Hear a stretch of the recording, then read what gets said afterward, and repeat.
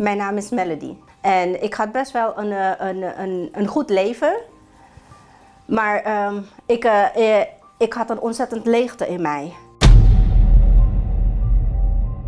Ik moest mijn ouders en iedereen verlaten in het land waar ik dan opgegroeid ben. En ik ben hier alleen gekomen en het was voor mij heel erg wennen.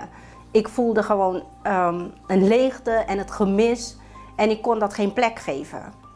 En ik was een zeer jonge moeder, dus ik heb dan 2 kinderen gekregen op een jonge leeftijd. Maar ik moest gewoon echt maar ervoor zorgen om het hoofd boven water te houden.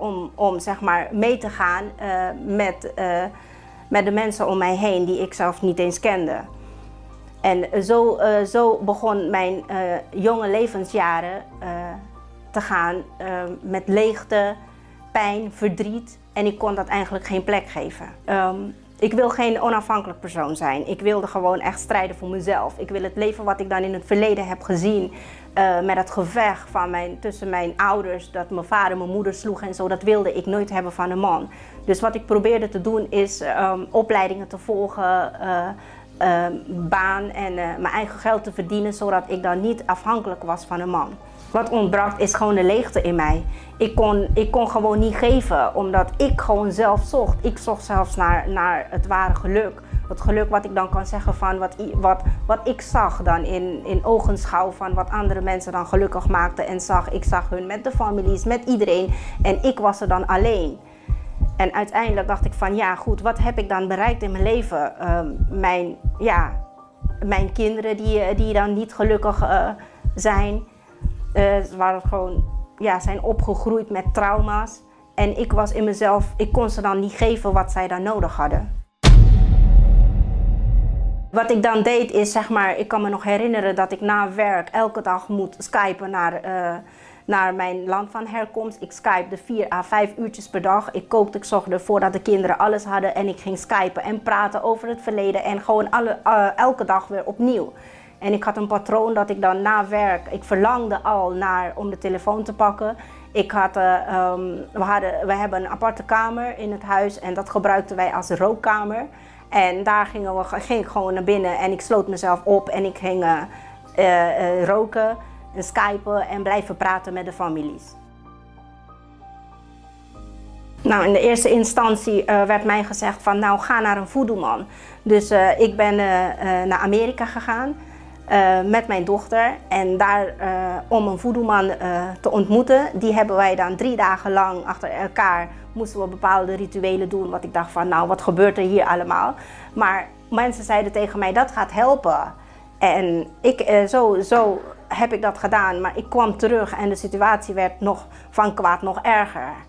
En uiteindelijk dacht ik van nou, waarom moest ik helemaal naar Amerika gaan voor die voodoo-man? Dus hebben wij dan eentje gevonden die in Rotterdam was.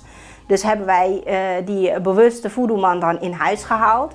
En hij bracht een soort middel en daarmee moesten de kinderen zich wassen. En we moesten gewoon bepaalde dingen doen wat wij dan zelf ook niet begrijpen wat wij aan het doen waren, maar wij waren gewoon zo naastig op zoek om de leegte te vullen, om een geluk ergens te vinden, dat wij dan verblind raakten om dan niet achter te komen van wat wij eigenlijk aan het doen zijn, niks is. We zijn dan samen, ben ik met mijn gezin naar de UKGR gegaan. Ik weet nog goed, de eerste prediking was zo sterk dat ik dacht van dit is eigenlijk wat ik dan nodig heb. Dit is hier zeg maar de plek waar wij onze leegte kunnen vullen. Ja, in het begin zat ik natuurlijk met al mijn dingen dat ik bang was voor mensen. Dus voor mij was het in het begin mezelf overwinnen. Want ik zag dat de dingen oprecht waren, maar op de een of andere manier durfde ik mij nog niet te binden aan wat ik hoorde. Dus ik hoorde wel de waarheid, het leek goed, maar het leek voor mij veel te mooi om waar te kunnen zijn. En dat moest ik echt overwinnen. En nadat ik dat had overwonnen, kon ik accepteren wat ik hoorde. En eigenlijk kon ik toen pas beginnen om mijn leven echt te veranderen. Ik heb dan, daar gaf ik dan gehoor aan. Ik luisterde naar de prediking. Ik ging dan met helpers en helpsters dan counseling zoeken, praten.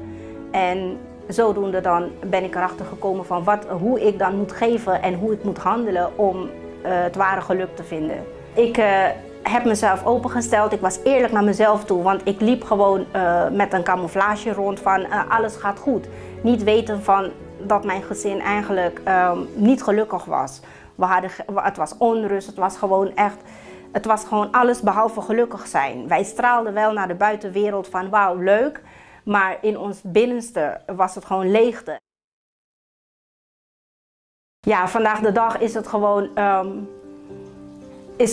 is heel anders. Ik kan gewoon zeggen van ik heb rust, ik heb vrede en ik kan gewoon na zeg maar 10, 15 jaar lang dat mijn moeder dan overleden is gewoon zeggen van ja, ze is er niet meer. En vroeger kon ik dat niet, maar nu heb ik gewoon een vrede en een rust en ik weet eigenlijk waar ik dat kan vinden en hoe ik dat gevonden heb. Ten eerste kreeg ik een rust van binnen. Ik kreeg rust. Ik werd bevrijd van mijn alcoholverslaving. Ik werd niet meer depressief. Ik volgde echt alles op wat mij verteld werd, wat mij geleerd werd. En ik zag ook echt de juiste resultaten. Op een gegeven moment kon ik mijn ouders vergeven voor wat zij hadden gedaan. Of ja, voor wat zij niet hadden gedaan, maar voor wat in mijn ogen fout was. Dus ik kon mezelf vergeven voor wat ik dacht over hun. En daarna kon ik naar hun toe ook de liefde geven en de liefde van hun accepteren. Nou, vandaag de dag heb ik een hele hechte band met haar. Het is gewoon echt de zegen in huis. En we doen heel veel dingen samen, zowat alles samen. We delen heel veel en er bestaat geen geheimen meer tussen ons. We zijn gewoon een open boek naar elkaar toe. Vandaag ben ik gelukkig en ja, ons leven gaat goed. We gaan naar voren, we kijken vol liefde naar de toekomst. En van buiten we vrede, maar het belangrijkste is dat de binnenkant vol was van vrede. En dat is eigenlijk waar onze echte blijdschap vandaan komt, want ons binnenste is vervuld. Ja, vandaag kunnen we zeggen dat we echt gelukkig zijn en dat we echt een nieuw leven hebben.